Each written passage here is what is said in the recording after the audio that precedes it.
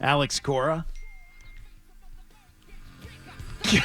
Even when we restart the show, it's unbelievable. Music cut out. I have questions about the manager and how he apparently had a decision going into the game that it was going to be a short outing for Garrett Crochet. It was going to be a quick hook. He did not alert Garrett Crochet that was the case, by the way. So let's start with that one point. To be fair, Crochet did say he wouldn't want it. I know. Will you let me get there? Hashtag on the take. Do you have an issue with Alex Cora not communicating this to Garrett Crochet, who did say after the game he would rather not know that because it would alter the way he pitches? That's fair. I believe that. I do. Because going in, if you think, okay, I'm only going to have this, then yeah, I'm gonna be different, or I'm gonna exert myself maybe a little bit more, not try and stretch myself out. I do take a little bit of believing that. Yeah. Here's Crochet postgame on this point. Cora said that this was kind of scheduled as sort of a shorter start for you, just given how much you've pitched lately and just where you are in your career. Like, how do you approach that and kind of when you're entering a start like this and just knowing that you need to kind of be as efficient as possible? Yeah. I wasn't made aware of it before the game, thankfully. That's the last thing I want on my mind when I'm going out there ready to lay it all on the line. I have a lot of love and respect and trust in the front office and the coaching staff here. So if that's their call, I'm going to respect that. So when he came out to get you there, I could tell you were a little frustrated, but what was the conversation like there? Yeah, I was frustrated. Just wanted, a chance to pick up my teammates, be in the bullpen. They've obviously, worked really hard this series, and I wanted to try and keep them out of it as much as possible. That he was just kind of letting me know, hey, we're monitoring your workload, this sort of thing. And, I said, I get it. I apologized for, yelling a curse word on the field when I saw him coming out there. I wasn't trying to show him up. I was just really in the moment. I knew where my pitch count was and how my body was feeling, so I was excited to attack the next hitter. But it was in no way my intention to show him up in any form. Okay, so he's not mad at Cora. I like this guy. And made it clear that he would rather not know. Okay, fine. We have no criticism of that then. We move on. Is this the night for him to be on the shortened start? Why last night? Did we get a good answer on why it was last night? Going for the sweep, right? Why not his next start? Why not 2 starts from now? Why is it right now? Given that the night before, your starting pitcher, Walker Buehler, gets tossed from the game, and you have another night that requires a lot of bullpen usage in a week that you've needed a lot of bullpen usage. Well, to be fair, Cora hasn't been here, so he doesn't really know this stuff. That's an excellent point. Yeah. We did watch a game with his mom. Excellent point. He did. He's a big family guy. There were people speculating family on the beat that they had made this decision before the season even started. They had certain days selected. Cora also noted they made the decision a week ago. So you've known for some time. My problem becomes, why didn't you call up an arm? You had Luis Guerrero, who, yes, he gave up, he had a blown save down in AAA yesterday, but a guy who's come up here and shoved and a lot of people think should be on the big league roster. Why not call him up so you're not asking Liam Hendricks to get you 5 or 6 outs? A guy that you hadn't thrown for 4 days and you didn't trust a week ago in Detroit, with the game on the line, you would rather push Greg Weissert for 2 innings. Yeah, why not be prepared for this if this was going to happen no matter what? Which you look at Cora and Breslow, are they on the same page? Is the communication in there? And that's my biggest problem. No, and so that's the communication that I think should be questioned, not necessarily the communication between Alex Cora and Garrett Crochet. The communication of, we're going to go with the shortened start for Crochet. We've burned through our bullpen over the last couple of nights. We need to make sure we have somebody fresh. And that wasn't the case. And so they just lost the game.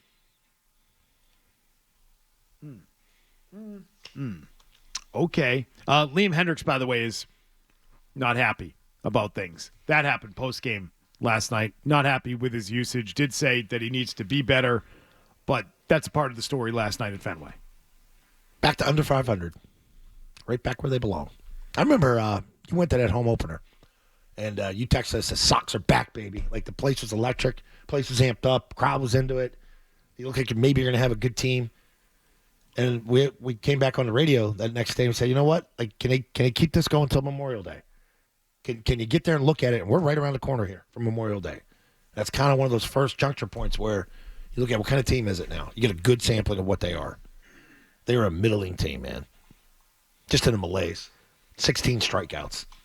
We're going to get to that. Yeah. Getting a lot of Gerard Mayo type vibes, by the Thank way, you. from this clubhouse in terms of people feeling comfortable to just air their dirty good vibes, laundry out. yeah. Like Liam Hendricks, who are you? Why are you bringing this up right now? Maybe be an effective relief pitcher first for the Boston Red Sox. Started with your most before airing expensive this player out. pitching openly. Yeah. 100%. Yeah. Yeah. It's also, you look at Cora, who's supposed to be a player's manager, and now you have another guy kind of speaking out against the team and how you're being used. That's a horrendous look no matter what way you frame it. Yeah, I mean, he loads the bases before they had to pull him out of the game and yank him for Bernardino last night, and he put him in a bad spot. So, kind of inconvenient for him that he chose yesterday to be the day that he bitched about his usage, telling the Globe that, he wants to be out there more. He's not thrilled, but it does have the vibes of an entitled group of players. Babies. And it is very similar to the Patriots of the last, calendar year. You don't want to be that. No, you don't. You saw how that happened. What happened there after that? Everybody has their gripes. Devers doesn't want to play first. Devers is pissed at the front office. Devers is pissed at everybody. You've got this now with your bullpen. I mean, it does. It feels sloppy. It feels messy. Yeah. They're not locked in. And you're lucky Crochet took the high road and was a true pro after that game instead of I could have stayed in. Like that would have added to that mess. They're again below 500, 25 and 26. Here they are with a stretch coming up with a lot of winnable games on the calendar, but they're not hitting the baseball. And this is a big part of the story last night, too, as you heard at the end of the game. 16 strikeouts. It's time for them to start pulling some levers, is what it is. And I think there's one that's becoming painfully obvious. That's Trevor Story. They've got to deal with this. All right, a few things. Crochet, obviously part of the question last night. What decided the predetermined shorter outing for Garrett Crochet? And so what analytics were in place that determined this had to be the start for him? And why does that not take into account what the team actually needs? So I'm sure there's all kinds of data and sports science that they have put behind determining that had to be the date. We got a Baseball- little something on that. In Baseball postgame. people are scratching their heads. What's on the this little one. something? I figured they would give him a little bit of a longer leash than 85 innings. You give him another 10, 15 pitches, that's another inning when your bullpen's really, really tired right now. So, yeah, but if you look at this team in the past 3 years, how were they playing at the end of the season? Everybody's playing tired. All the pitchers kind of weren't the same as how they were at the beginning of the season. So I think he's looking to keep him strong late in the season so he's not going to fail at that point. Quite often I say if you look at pitchers by and large, except for the established guys who are fully healthy, haven't had an injury in a couple of years, if you look over any 3-start stretch, they like to keep it around 300 pitches. And he had been over 100 pitches in each of his two previous starts, 103 and 106. That's 209. At 85, you're at 294. You're just about 300 pitches. Yeah, and you're thinking, okay, flip a coin. What are we we're gonna get one win right here, maybe, or are we gonna have Garrett Crochet healthy at the end of the season? And the numbers that you said from Red Sox stats, that's huge. 112 pitches over 12. How many starts was it? 11 starts. So that's pretty significant. Do you not hear in there how the Red Sox approach things is very similar to how maybe the Celtics approach things? Yes. It's going to balance out. It's got to balance out over a 3-start window. It's better to just have ensure the health of Crochet getting into August and into September and maybe October. So that's what it feels like. It feels like nerds. It feels like the nerds are telling you that he can't go anymore. And it's a game where the guy's rolling. He just got Soto out. And Cora missed two games before, missed that because of the graduation day thing. He got thrown out early in the next game. So you're coming off 2 games where you really haven't been around, and your big decisions, walking out early to take this guy out, that's a head scratcher. Like that, do you not understand the feel of the game? Did it feel like he was strong? And my question would be, okay, so he's at 294 now. So if he goes another 10 pitches to 304, that's too much. Or you go to 309 with 15 more pitches, which is what the number Lenny DiNardo throws out there. Yeah. 15 more pitches, so he's at 309. So 309 is too many. The extra 9 pitches is far too much for him to go.